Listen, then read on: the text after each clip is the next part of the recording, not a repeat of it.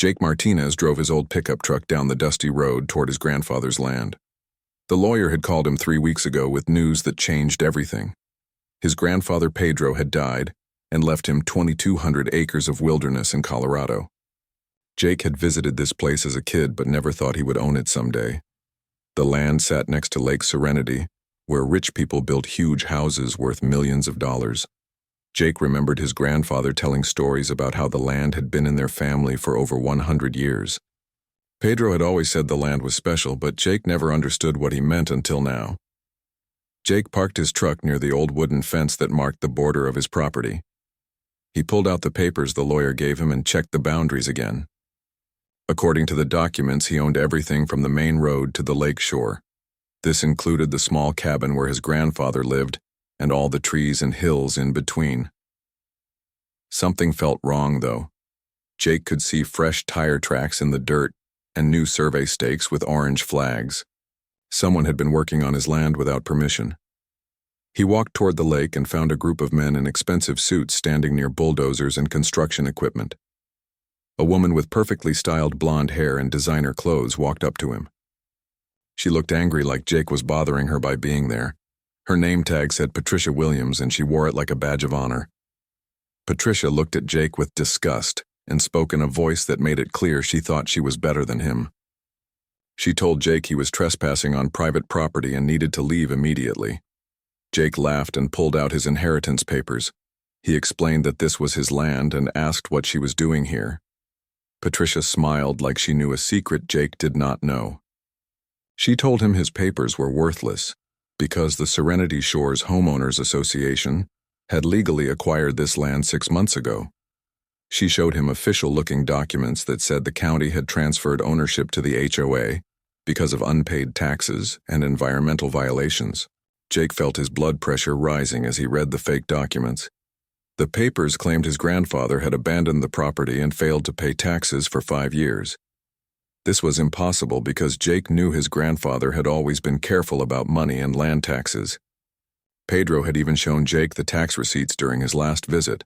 Patricia explained that the HOA planned to build a golf course on what she called the worthless swampland. She said Jake could file a complaint if he wanted, but the legal process would take years and cost more money than he probably had. She suggested he just accept reality and move on with his life. Jake asked to see the original transfer documents, and Patricia refused. She said the papers were confidential HOA business, and Jake had no right to see them. 2 security guards moved closer to Jake, and Patricia told him he had 5 minutes to get off the property before they called the police. Jake walked back to his truck but did not leave. Instead, he sat in the driver's seat and made phone calls. His first call went to Lisa Thompson, who had been his friend since high school and was now a lawyer in Denver. Lisa listened to Jake's story and told him something was definitely wrong with the whole situation. Lisa explained that property transfers usually took months of legal paperwork and public notices. If the county had really taken the land for unpaid taxes, there would have been letters and court hearings. Jake's grandfather would have received multiple warnings before losing his property. Jake's second phone call went to his old military buddy Danny Clark, who now worked for the county assessor's office. Danny promised to check the tax records and ownership history for Jake's property. Within an hour, Danny called back with interesting news. According to county records, Pedro Martinez had paid all his property taxes on time every year until his death. There were no environmental violations or legal problems with the land. More importantly, the county had never transferred ownership to any homeowners association. Danny suggested Jake contact the FBI because someone had created fake government documents. This was a federal crime that could send people to prison for many years. Danny also recommended that Jake hire a good lawyer and start gathering evidence immediately. Jake spent the rest of the day taking pictures of the construction equipment and surveying stakes on his property. He also visited the county courthouse to get copies of all the real documents related to his land. The clerk confirmed that Jake was the legal owner and no transfers had taken place. That evening, Jake sat in his grandfather's cabin and tried to understand what had happened. Someone had stolen his land using fake documents and bribed officials. The HOA was planning to destroy the wilderness his family had protected for generations and turn it into a playground for rich people. Jake thought about his grandfather's stories about the land being special. Pedro had always been mysterious about why the property was so important to their family. Now Jake wondered if there were secrets hidden in these hills and forests that he had never discovered.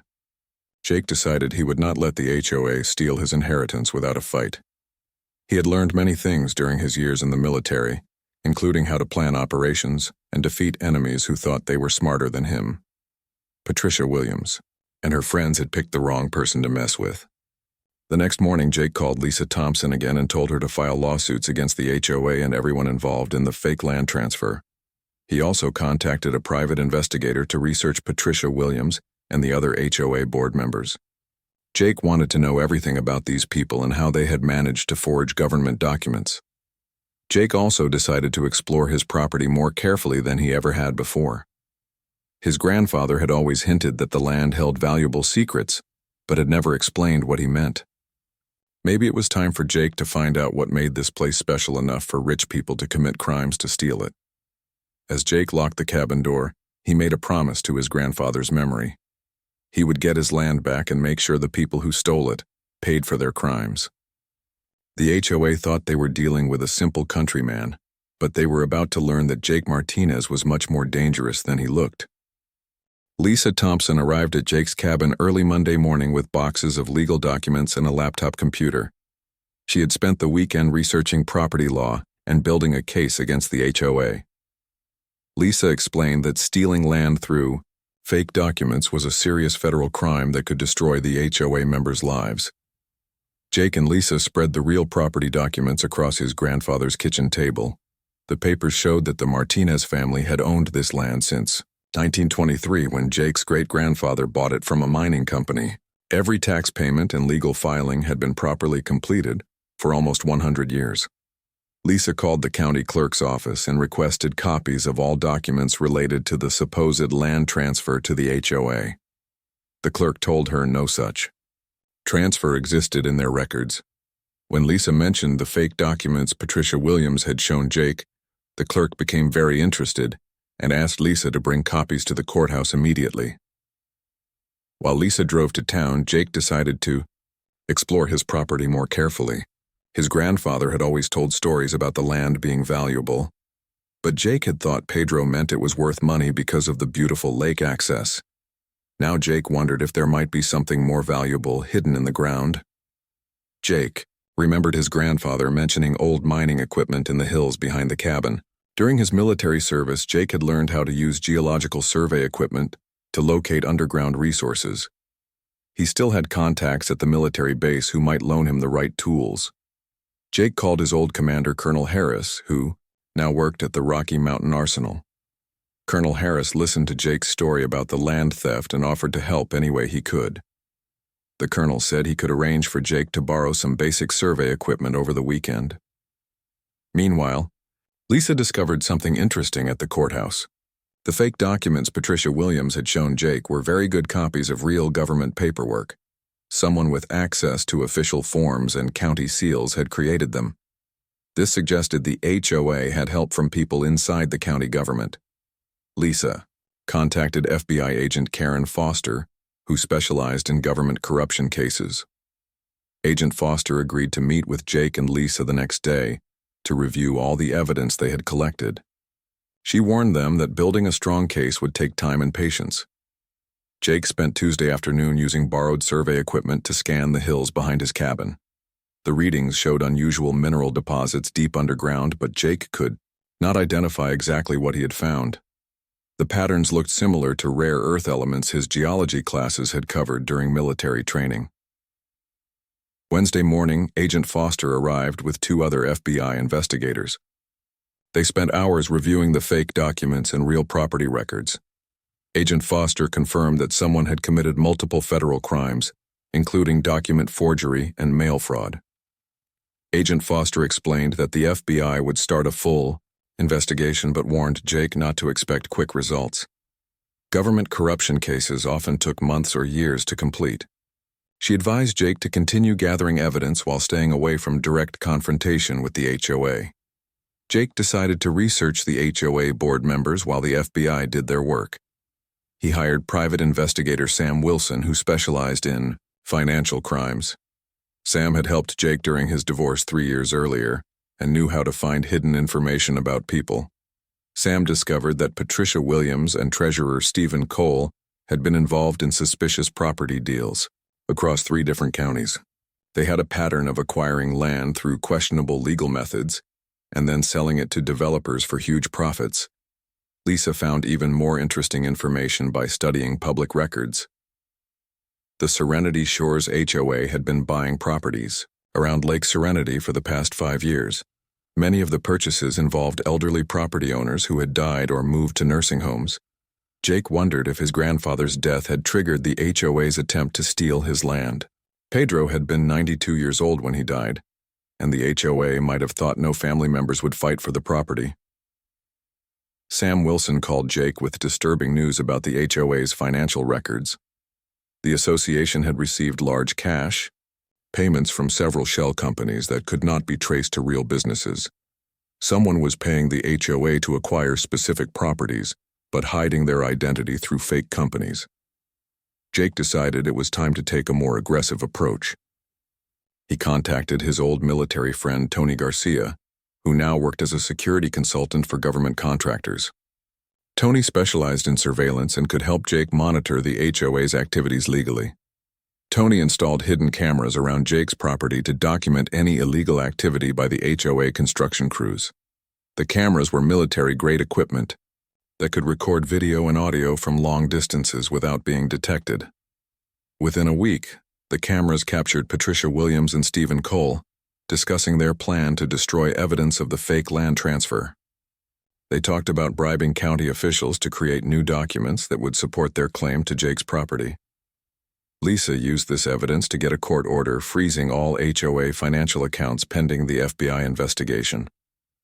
The judge also issued an injunction stopping all construction work on Jake's land until the ownership dispute was resolved in court. Patricia Williams was furious when she received the court papers. She called Jake and threatened to sue him for everything he owned.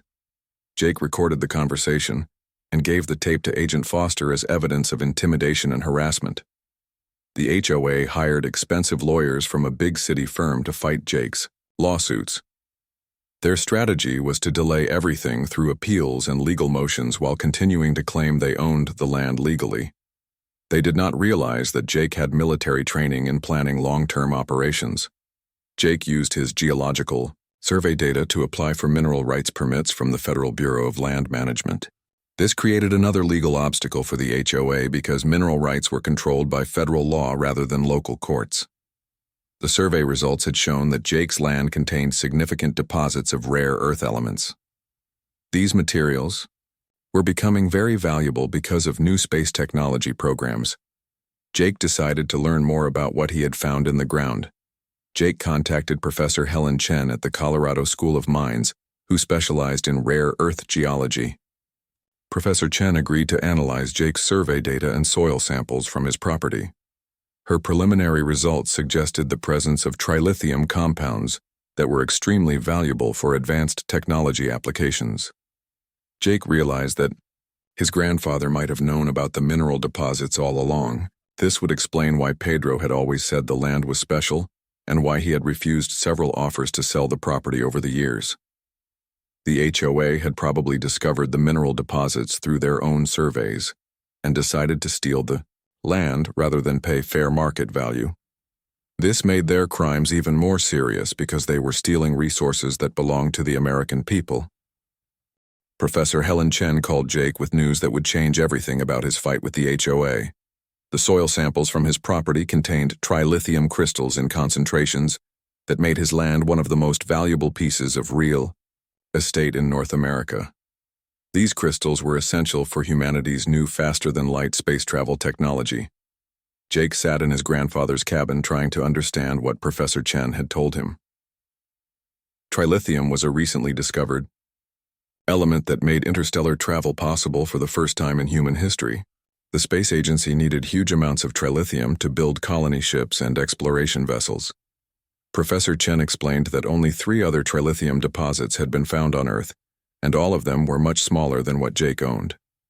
His 2,200 acres probably contained enough trilithium to power humanity's space expansion for the next 50 years. The mineral rights alone were worth billions of dollars. Jake realized why the HOA had been so determined to steal his land. Someone had discovered the trilithium deposits and decided to take the property illegally rather than pay fair market value. The golf course story was just a cover for mining operations that would make the HOA members incredibly wealthy. Jake called FBI agent Foster immediately and told her about the trilithium discovery. Agent Foster said this information changed everything about the investigation, because trilithium was classified as a strategic national resource. Stealing trilithium deposits was considered an act of economic terrorism against the United States. Agent Foster contacted the Terran Colonial Authority, which was the government agency responsible for humanity's space colonization program. Within hours, a team of military geologists arrived to verify Professor Chen's findings and secure Jake's property from further interference. Colonel Harris called Jake and explained that the trilithium discovery made his land vital to national security. The military would provide protection for the property while the legal case against the HOA continued.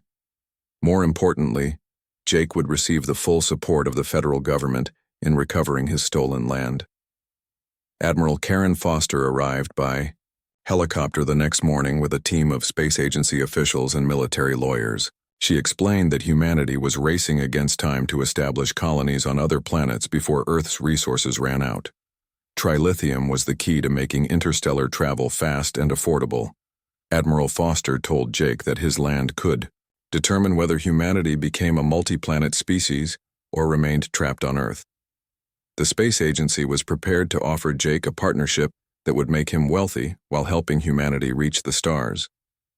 Jake learned that China and Russia were desperately searching for trilithium deposits to power their own space programs.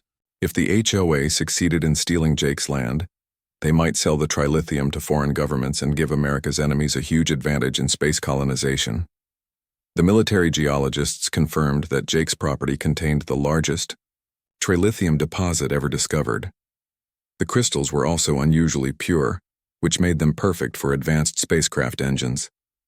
Mining operations could begin immediately and produce enough trilithium for dozens of colony ships. Admiral Foster explained that the Terran Colonial Authority would handle all mining operations and pay Jake a percentage of the profits. She estimated that his share would be worth at least $10 billion over the next 20 years.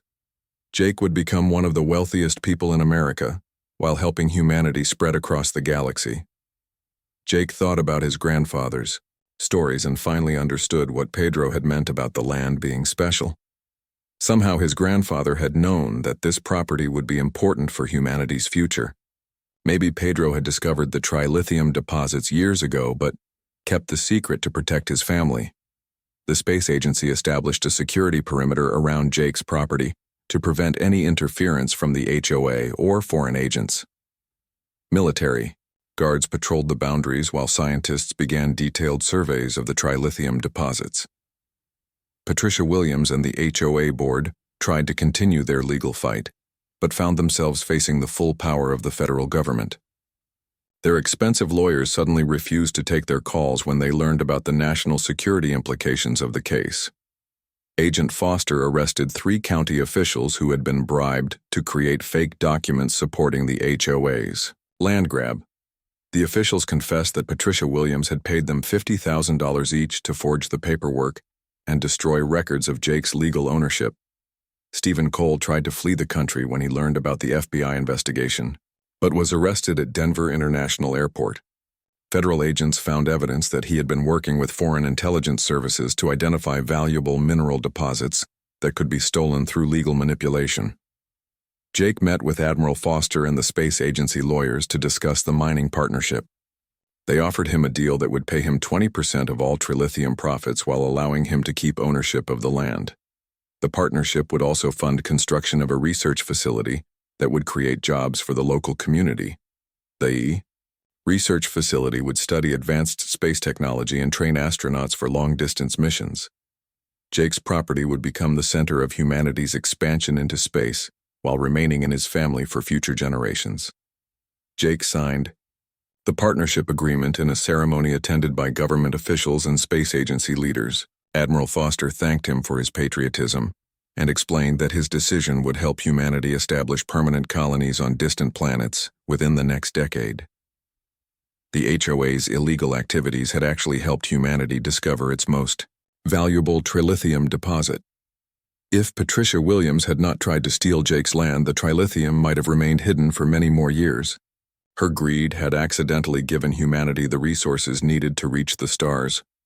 Jake realized that his fight with the HOA was no longer just about recovering his inheritance.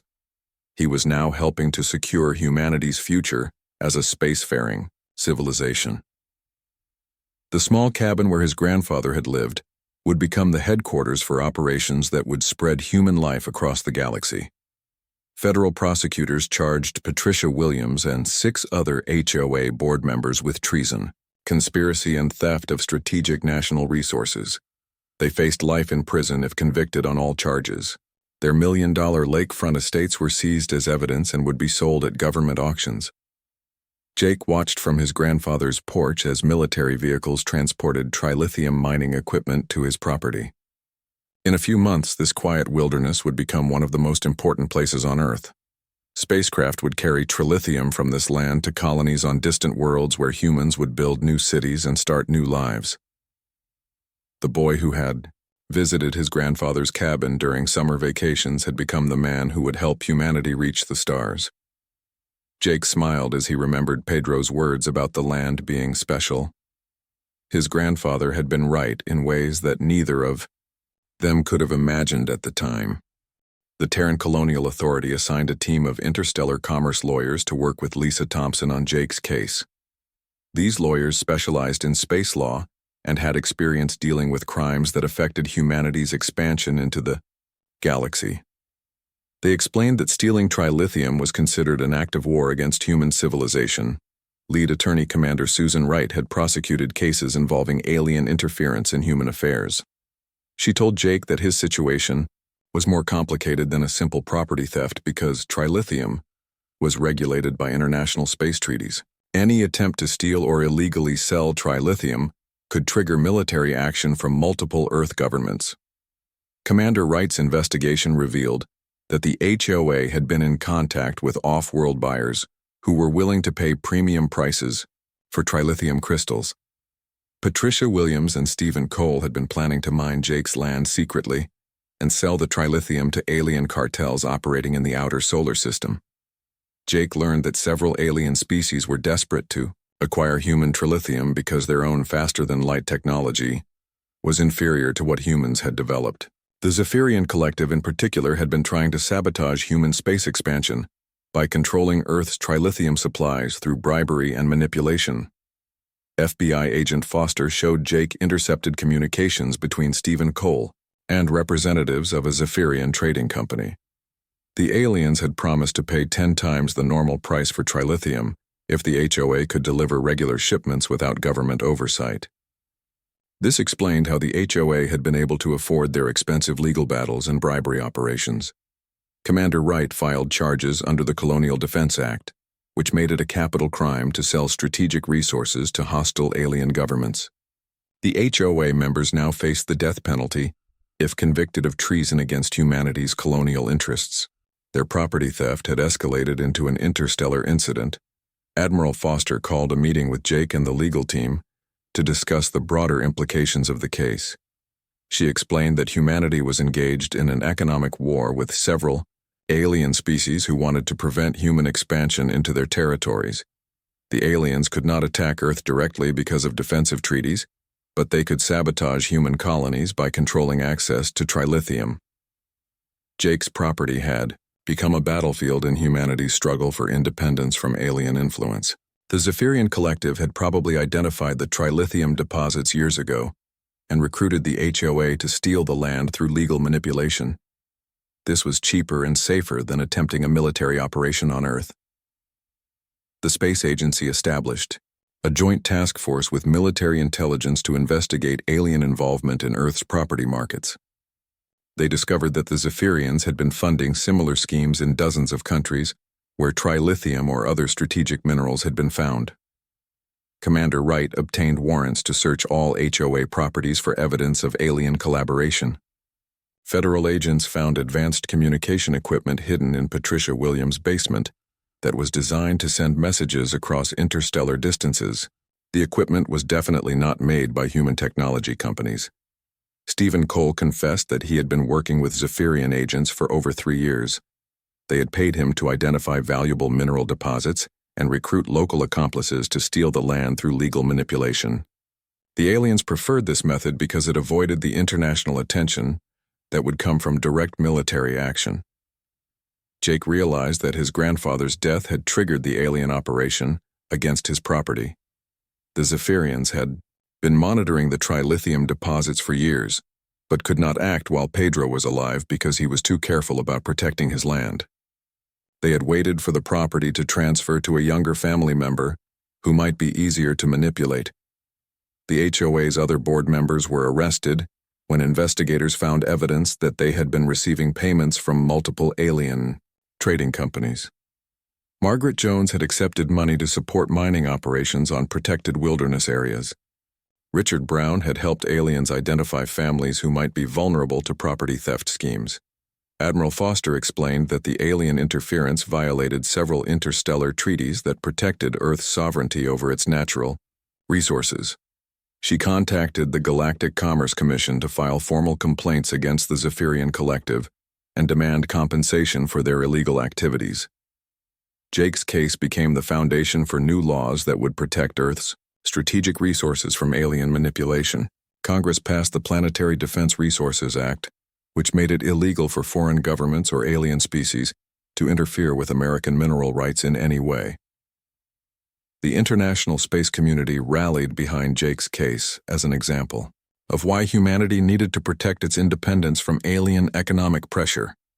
European and Asian space agencies offered to share trilithium from their own operations if the aliens succeeded in stealing Jake's deposits.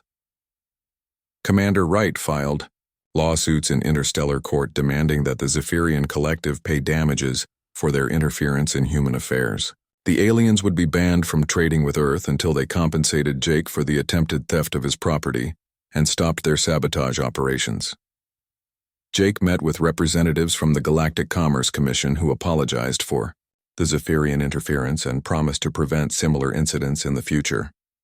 They offered to establish a permanent monitoring station on Earth to watch for alien attempts to manipulate human property markets. The trilithium mining operations on Jake's land became a symbol of human determination to control their own destiny in space. Workers from dozens of countries came to Colorado to help extract the crystals that would power humanity's expansion to distant stars. Jake established the Martinez Foundation for Human Independence to support families who had been victims of alien property manipulation schemes. The foundation used profits from trilithium sales to provide legal assistance and financial compensation to people who had lost land to foreign interference. Patricia Williams and the other HOA conspirators were convicted of treason and sentenced to life in prison without parole. Their lakefront estates were seized by the federal government and converted into training facilities for space colonists and interstellar commerce officers. The Zephyrian Collective agreed to pay Jake $50 billion in compensation for their interference and promised to end all operations designed to sabotage human space expansion. They also provided information about other alien species who were planning similar schemes against Earth's strategic resources. Jake watched the first load of trilithium crystals leave his property on a military transport headed for the orbital shipyards where humanity's newest colony ships were being built. These crystals would power expeditions to planets hundreds of light years from Earth, where humans would establish permanent settlements. The small property dispute that had started with fake HOA documents had grown into an interstellar incident that strengthened humanity's position in galactic politics.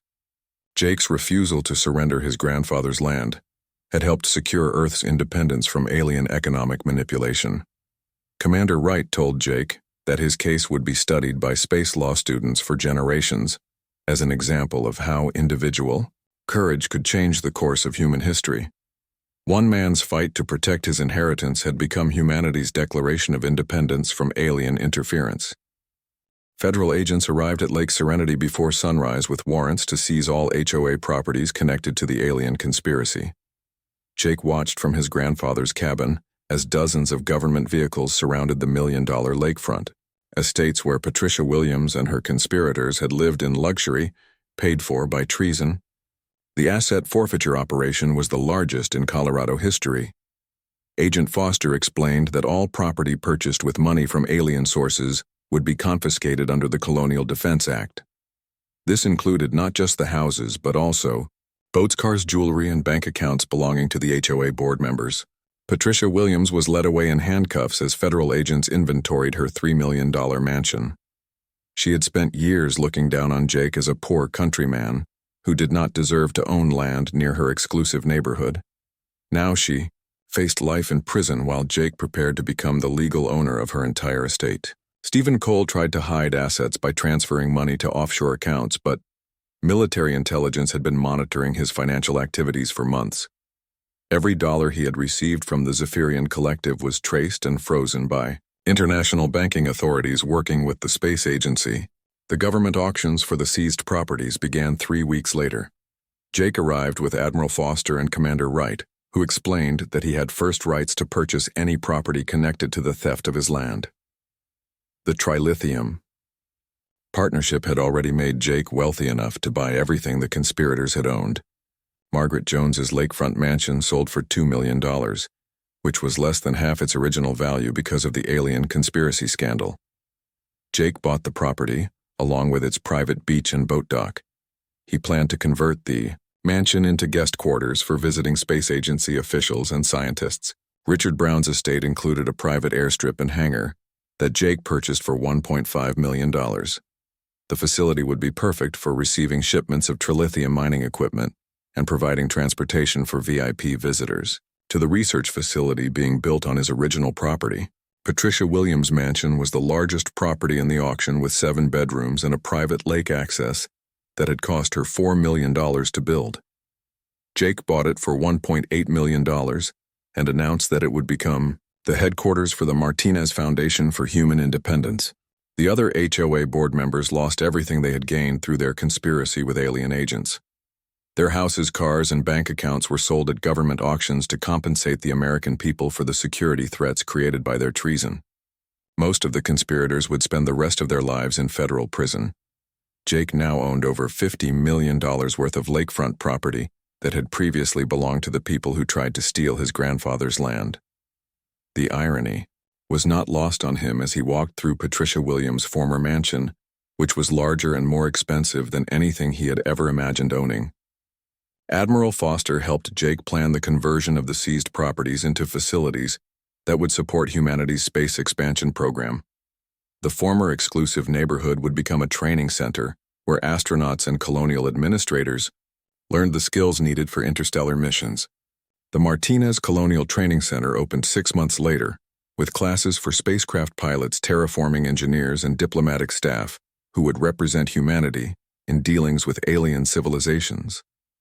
Jake's property had grown from 2,200 acres to over 5,000 acres of facilities dedicated to human space exploration. Professor Chen established a trilithium research laboratory in Margaret Jones's former mansion, where scientists studied ways to improve faster-than-light engine efficiency.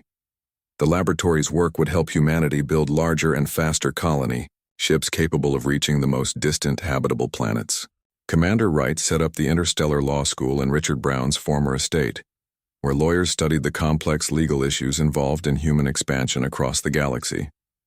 Students learned how to protect human rights and resources from alien interference while negotiating treaties with friendly species.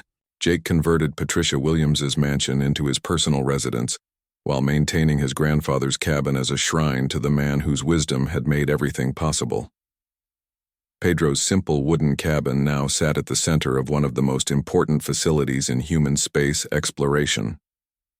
The Zephyrian compensation payments allowed Jake to expand the training center with additional facilities for medical research and ecological studies.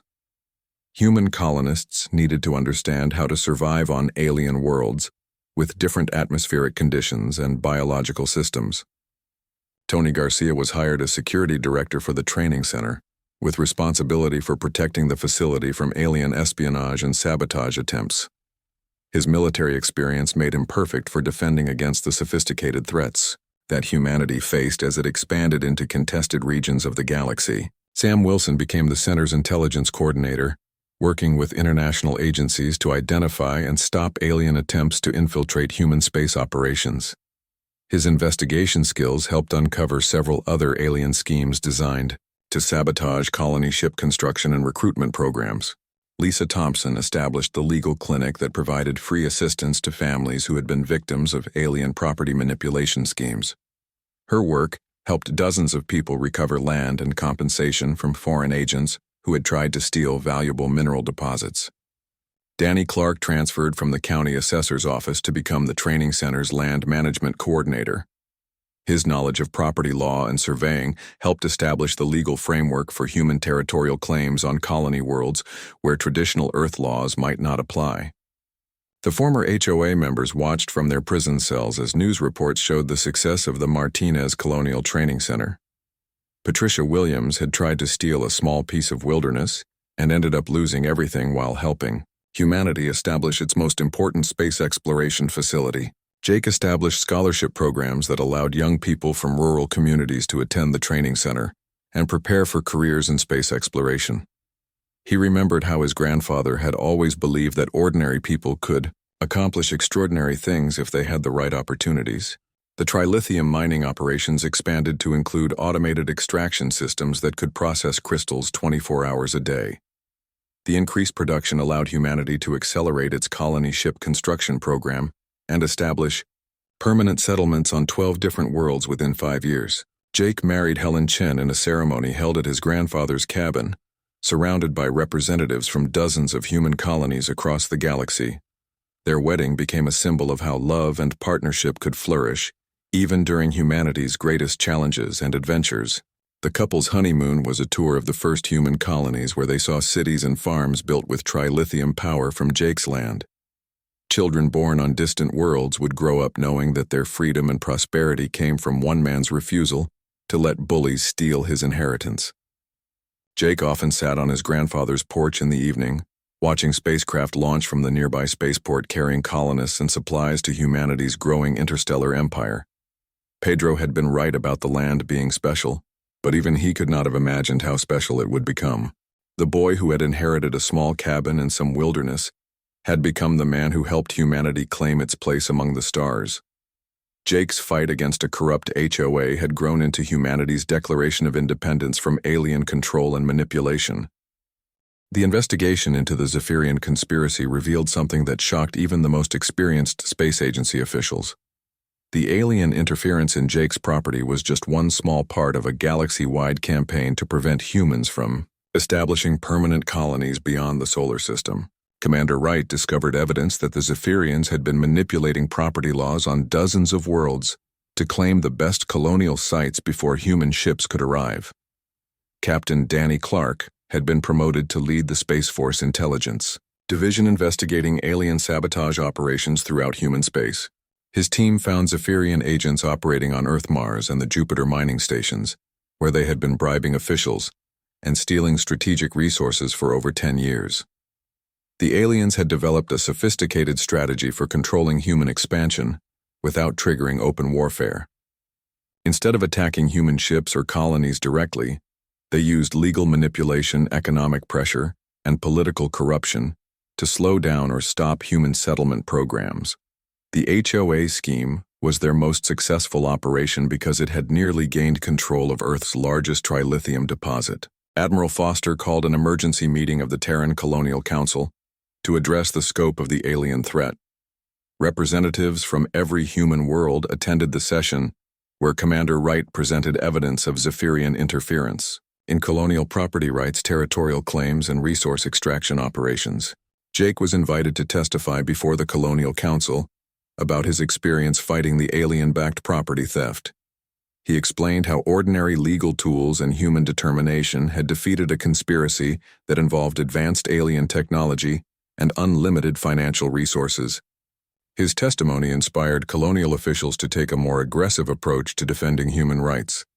The council voted unanimously to establish the Human Independence Defense Force with authority to investigate and counter alien interference in human affairs anywhere in the galaxy. Captain Clark was promoted to general and given command of the new force, which would coordinate with local governments to protect human sovereignty. Jake's property became the headquarters for the Defense Force because it represented humanity's successful resistance to alien manipulation. The Martinez Colonial Training Center expanded to include facilities for training intelligence officers and legal specialists who would protect human colonies from Zephyrian infiltration. Professor Chen's research team made a breakthrough discovery that changed everything about humanity's relationship with the Zephyrian collective. The aliens had been stealing human trilithium, not just to prevent human expansion, but because their own civilization was dying from energy shortages that threatened their survival. The Zephyrian homeworld was located in a star system where the primary sun was becoming unstable and would explode within the next century. The aliens needed massive amounts of trilithium to power evacuation ships that could carry their entire population to safety before their world was destroyed. Admiral Foster realized that the Zephyrians were not evil conquerors trying to dominate humanity, but desperate refugees fighting for their species' survival. This discovery created a moral dilemma for human leaders who had to balance their own expansion needs against the aliens' existential crisis. Jake proposed a solution that reflected the generous spirit his grandfather had taught him. Instead of treating the Zephyrians as enemies humanity could offer to share trilithium technology in exchange for an end to their sabotage operations and assistance with human colonial development. The proposal was controversial because many humans wanted revenge for the years of alien interference that had delayed colonial expansion and cost billions of dollars. General Clark argued that humanity could not trust a species that had been lying and stealing for decades. Commander Wright supported Jake's plan because it offered a legal framework for resolving the conflict without warfare that could devastate both civilizations. She drafted a treaty proposal that would establish joint human Zephyrian colonies, where both species could benefit from shared technology and resources. The Zephyrian government initially rejected the proposal because they believed humans were too primitive and aggressive to be reliable partners. Their attitude changed when Jake personally traveled to their embassy ship orbiting Earth to explain how human determination and ingenuity could solve problems that seemed impossible. Jake brought samples of trilithium from his land and technical data from Professor Chen's research to demonstrate humanity's commitment to helping the Zephyrians survive their crisis. He also shared the story of how his grandfather had protected the land for generations without knowing about its importance to the future of civilization. The Zephyrian ambassador was impressed by Jake's willingness to forgive their interference and work together for mutual benefit. She explained that her people had never encountered a species capable of such generosity toward former enemies. The aliens agreed to consider the human treaty proposal. Negotiations continued for 6 months while Jake worked to build support for the partnership among human colonial leaders. He argued that cooperation with the Zephyrians would give humanity access to advanced technologies that could accelerate colonial development and improve life on frontier worlds. The Zephyrians offered to share their expertise in terraforming, atmospheric engineering, and biological adaptation in exchange for human trilithium and faster-than-light technology. This would allow both species to establish colonies on worlds that had previously been considered uninhabitable. General Clark remained skeptical of the aliens but agreed to support the treaty after the Zephyrians provided intelligence about other hostile species that were planning attacks on human colonies. The aliens had been monitoring galactic politics for centuries and knew which civilizations posed real threats to human expansion. The Treaty of Colorado was signed at Jake's property, with representatives from both civilizations witnessing the ceremony. Jake's grandfather's cabin served as the meeting place where humanity and the Zephyrian collective agreed to end their conflict and work together for mutual survival and prosperity. Patricia Williams watched the treaty ceremony from her prison cell, knowing that her greed and corruption had accidentally led to one of the most important diplomatic achievements in human history. Her attempt to steal Jake's land had revealed the alien conspiracy and created the crisis that forced both species to find a peaceful solution. The first joint human Zephyrian colony was established on a world called New Harmony, where engineers from both species worked together to create an environment suitable for multiple forms of life. The success of this project proved that cooperation was possible despite the years of conflict and mistrust. Jake and Helen visited New Harmony during its first year of operation and were amazed to see human and Zephyrian children playing together in parks built with technologies from both civilizations. The colony represented hope for a future where different species could coexist peacefully and share the resources of the galaxy. The trilithium from Jake's land powered the evacuation ships that carried millions of Zephyrians to safety before their homeworld was destroyed by stellar collapse. In return, the aliens helped humanity establish colonies on over 100 worlds using advanced terraforming techniques that would have taken humans centuries to develop. Jake often reflected on how his simple fight to protect his inheritance had grown into something that saved 2 entire civilizations.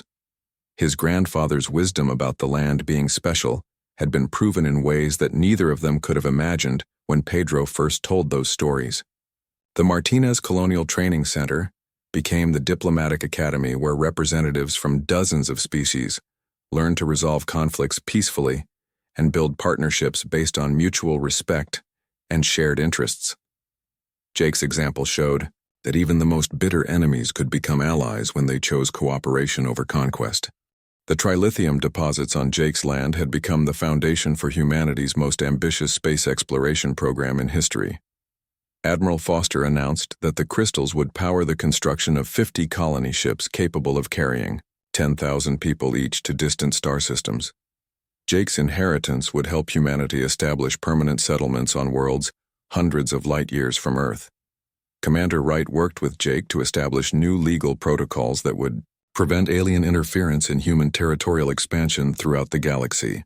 The Martinez Doctrine became the foundation of interstellar law, requiring all species to respect each other's legitimate claims to habitable worlds and strategic resources. The doctrine was tested when the Krellian Empire attempted to claim a star system that human scouts had already surveyed and marked for colonization. General Clark used the legal framework Jake had helped create to challenge the alien claim in galactic court and establish humanity's right to the territory. Jake's property had grown into a complex of facilities that trained thousands of colonists, engineers, and diplomatic staff every year.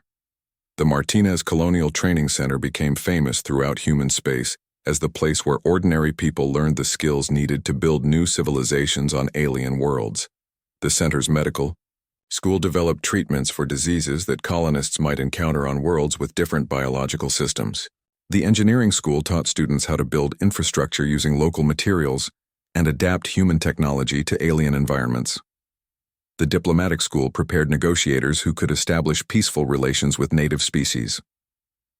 Professor Chen's research laboratory made breakthrough discoveries that improved trilithium refining efficiency by 40%. This meant that Jake's deposits could power even more colony ships and allow humanity to establish settlements in star systems that had previously been too distant to reach economically. The increased trilithium production allowed the space agency to accelerate its colonization timeline and establish permanent settlements on 25 worlds within the first 5 years. Each colony was designed to be self-sufficient and capable of supporting population growth that would eventually lead to new waves of expansion. Jake and Helen traveled to the first established colonies to see how the communities were developing and learn about the challenges that colonists faced on different types of worlds.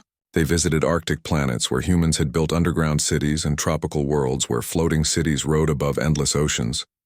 The colony on New Texas had become a major agricultural center that supplied food to mining operations throughout the sector. Farmers had successfully adapted earth crops to grow in alien soil using techniques developed at the Martinez Training Center. The colony's success proved that humans could thrive in almost any environment with proper preparation and determination. Jake was particularly proud of the colony on New Colorado, which had been established by graduates of his training center who specialized in mountain terrain and mining operations. The colonists had discovered their own trilithium deposits and were using the crystals to power expansion into the planet's vast mineral-rich mountain ranges. The diplomatic successes that grew from Jake's example led to peaceful contact with 12 different alien species who had previously been hostile to human expansion. The Krellian Empire became humanity's strongest ally after realizing that cooperation was more profitable than conflict. The Andromedan Federation offered to share advanced medical technology in exchange for human engineering expertise. General Clark established the Colonial Defense Corps, using training methods developed at Jake's facility.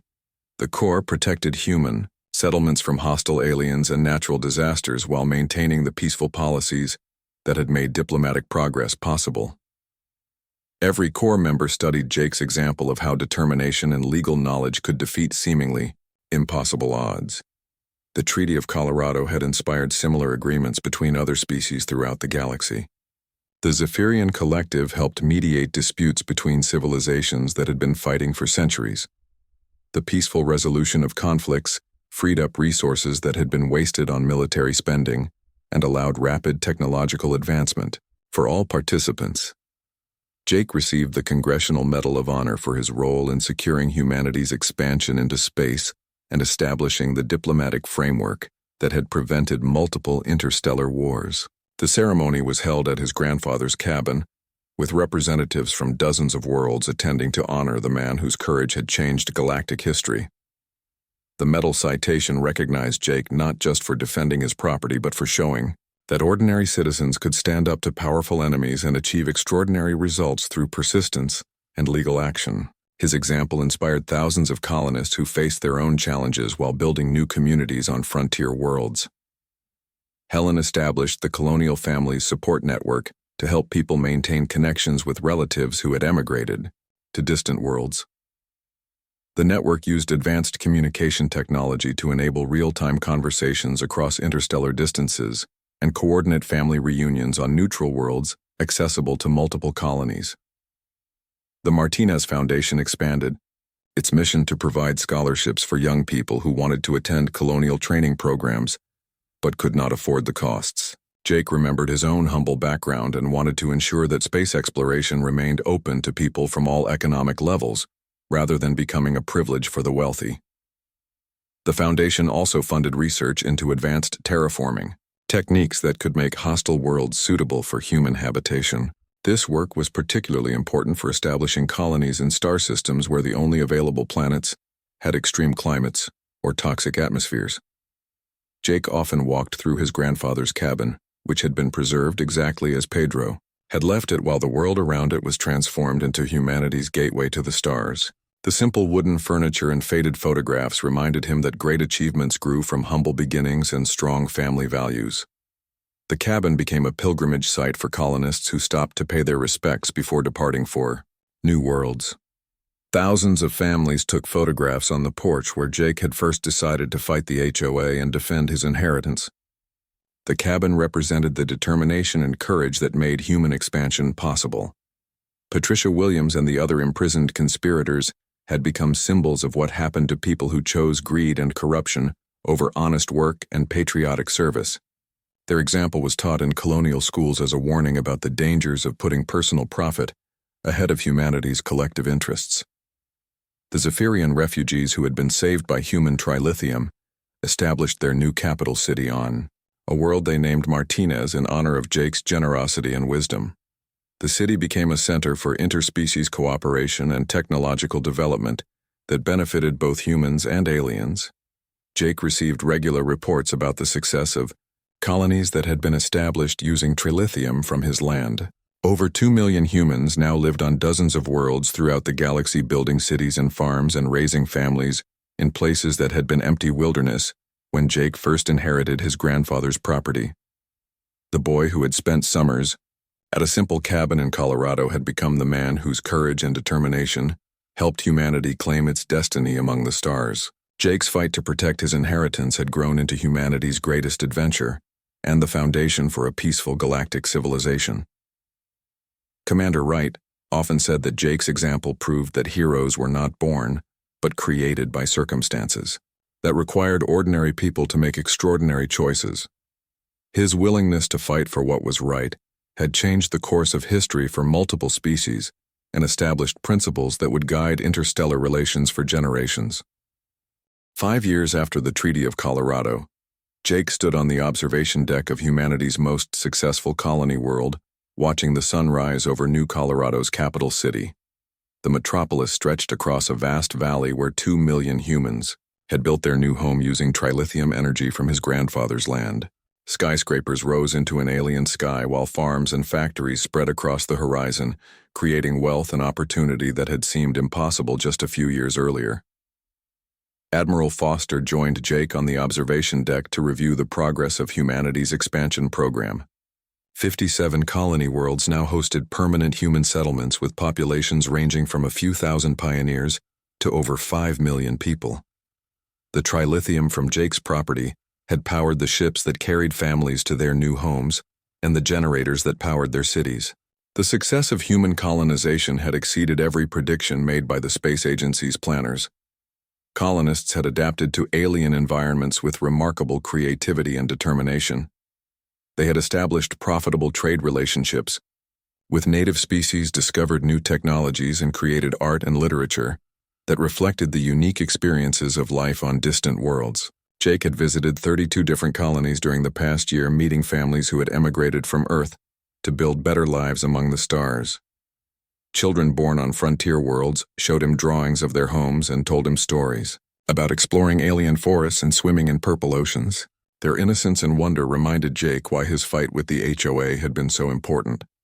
The Martinez Colonial Training Center had expanded to include satellite facilities on 12 different worlds where advanced courses prepared colonists for specific challenges they would face in different star systems. Students learned how to adapt human agriculture to alien soil, modify Earth animals for new environments, and establish trade relationships with indigenous species. Professor Chen had been elected as the first chancellor of the Interstellar University system, which coordinated education and research programs across all human colonies. Her breakthrough discoveries in trilithium applications had led to new technologies that made interstellar travel faster, safer, and more affordable for ordinary families. The economic impact of colonial expansion had transformed life on Earth as well. Trade with distant worlds brought new materials, technologies, and scientific knowledge that improved medicine, agriculture, and manufacturing. The prosperity created by interstellar commerce had eliminated poverty and unemployment in most Earth nations. General Clark had been promoted to Supreme Commander of Colonial Defense Forces, with responsibility for protecting human settlements throughout the galaxy. His forces had prevented 3 attempted invasions by hostile species and established humanity's reputation as a civilization that could defend itself while maintaining peaceful relationships with friendly aliens. The joint human-Zephyrian colonies had become models for interspecies cooperation that inspired other civilizations to resolve their conflicts through negotiation rather than warfare. The success of these partnerships had created a galactic peace that allowed rapid technological and cultural development for all participants. Jake received regular updates about the Zephyrian evacuation program that had saved their entire civilization from destruction. Over 30 million aliens had been relocated to new worlds using human ships powered by trilithium from his land. The grateful refugees had become humanity's strongest allies and shared their advanced technologies freely. Commander Wright had been appointed as the first Chief Justice of the Galactic Court System, which resolved disputes between different species, using legal principles based on the Martinez Doctrine. Her decisions had established precedents that protected the rights of small civilizations against larger empires and prevented many potential wars. The former HOA properties around Lake Serenity had been transformed into the central campus of the Martinez Colonial University, where students from dozens of worlds studied interstellar law, diplomatic relations, and colonial administration. The mansion where Patricia Williams had lived in luxury was now a dormitory for scholarship students from disadvantaged backgrounds. Patricia Williams herself had died in federal prison 3 years earlier, still refusing to accept responsibility for her crimes against humanity. Her fellow conspirators remained imprisoned, serving life sentences for their role in the alien conspiracy. Their fate served as a permanent reminder that treason against human civilization would be punished severely. Stephen Cole had provided valuable intelligence about other alien schemes in exchange for a reduced sentence, but he remained in prison for his betrayal of human interests. His information had helped prevent similar conspiracies on Mars and the Jupiter mining stations, where alien agents had been planning sabotage operations. Jake and Helen had established their permanent residence in a new mansion built on the site where his grandfather's cabin had stood. The original cabin had been moved to the Colonial History Museum, where millions of visitors came each year to see the humble building where humanity's galactic expansion had begun. The Museum of Colonial History told the story of how one man's refusal to surrender his inheritance had led to humanity's greatest adventure. Interactive displays allowed visitors to experience Jake's legal battle with the HOA and understand how ordinary citizens could achieve extraordinary results through determination and courage. Jake often walked through the museum in the evening, remembering his grandfather's stories about the land being special. Pedro had been right in ways that neither of them could have imagined. The 2,200 acres of wilderness had become the foundation for an empire that spanned hundreds of star systems and billions of people. The trilithium mining operations on Jake's original property continued to produce the crystals that powered humanity's expansion to ever more distant worlds. Automated systems could extract and refine trilithium 24 hours a day, while environmental protection systems ensured that the land remained beautiful and healthy for future generations. Jake had established trust funds that would ensure the trilithium revenues continued supporting colonial expansion and interspecies cooperation for centuries to come. The Martinez Legacy Foundation managed these funds and distributed money to worthy causes throughout human space, including education programs, medical research, and diplomatic initiatives. The foundation had funded the construction of hospitals on frontier worlds where colonists could receive medical care equal to what was available on Earth. Research grants supported scientists who studied alien diseases and developed treatments that protected both humans and native species from biological contamination. Educational scholarships allowed talented young people from any world to attend the best universities and training programs regardless of their family's economic situation. Jake remembered his own humble background and wanted to ensure that merit, rather than wealth, determined who had access to opportunities in the expanding human civilization. Helen had been elected as the first president of the Colonial Women's Council, which promoted gender equality and family support programs throughout human space. Her work ensured that women had equal opportunities in all aspects of colonial life, and that families received the help they needed to thrive in challenging frontier environments. The council had established childcare centers on every colony world and developed educational programs that prepared children for life in multicultural communities where humans and aliens lived together peacefully. These programs created the next generation of leaders who would continue expanding human civilization while maintaining friendly relationships with other species. Jake received honorary degrees from universities on dozens of worlds, recognizing his contribution to human expansion and interspecies peace. The degrees meant less to him than the letters he received from ordinary colonists who thanked him for making their new lives possible through his courage and determination. The letters came from farmers on agricultural worlds who fed millions, of people engineers who built the infrastructure of new civilizations, teachers who educated the first generation of children born among the stars, and artists who created beauty in places that had never known human creativity. As Jake watched the sunset over New Colorado's capital city, he thought about his grandfather's words about the land being special. Pedro had protected those 2,200 acres for his family, never knowing that they would become the foundation for humanity's expansion across the galaxy. The old man's wisdom and Jake's courage had combined to create something greater than either of them could have achieved alone. The boy who had inherited a small cabin and some wilderness had become the man whose determination changed the destiny of human civilization. Jake's fight against a corrupt HOA had grown into humanity's greatest success story and the foundation for a peaceful galactic community that would endure for thousands of years.